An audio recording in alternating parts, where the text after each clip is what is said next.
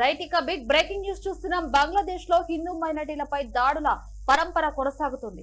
దేశంలో హిందువులు అత్యంత వైభవంగా జరుపుకునే దుర్గా పూజకు కొద్ది రోజుల ముందు ఓ ఆలయంలోని విగ్రహాలను దుండగులు ధ్వంసం చేయడం తీవ్ర కలకలం రేపుతుంది. జమాల్పూర్ జిల్లాలోని సరిషబరి మున్సిపాలిటీ పరిధిలో ఉన్న తార్యాపార ఆలయంలో శనివారం రాత్రి ఈ దారుణ ఘటన చోటు చేసుకుంది.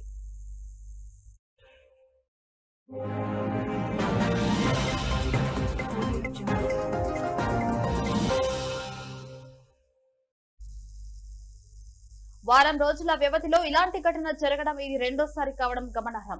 కొద్ది రోజుల క్రితం కుష్టియా జిల్లాలోని మీర్పూర్ ఉప జిల్లాలో ఉన్న శ్రీ శ్రీ రక్కా కాళీ ఆలయంలోని కార్తీక సరస్వతి విగ్రహాలను దుండగులు ధ్వంసం చేశారు.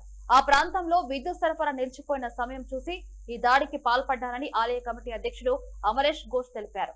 పండుగ ముందు ఇలా జరగడంతో మేమంతా భయాందోళనకు గురవుతున్నామని ఆలయ కమిటీ మాజీ కార్యదర్శి బాదల్ కుమార్ దే ఆయన ఆవేదన వ్యక్తం చేశారు.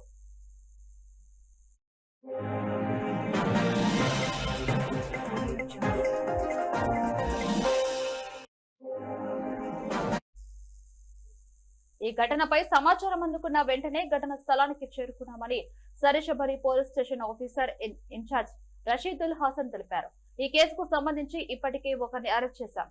నిందితుని షిమ్లాపల్లి గ్రామానికి చెందిన 35 ఏళ్ల షబీబుర్ రెహమాన్ గా గుర్తించామని ఆయన వివరించారు.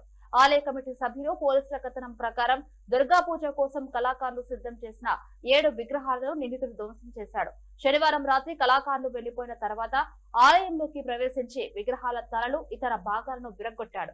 ఆదివారం ఉదయం మహాలయ సందర్భంగా ఆలయానికి వచ్చిన కమిటీ సభ్యులు ధ్వంసమైన విగ్రహాలను చూసి పోలీసులకు సమాచారం ఇచ్చారు. అయితే ఆలయంలోని సీసీటీవీ ఫుటేజ్ ని పరిశీలించిన పోలీసులు నిందితుని గుర్తించి అదుపులోకి తీసుకున్నారు.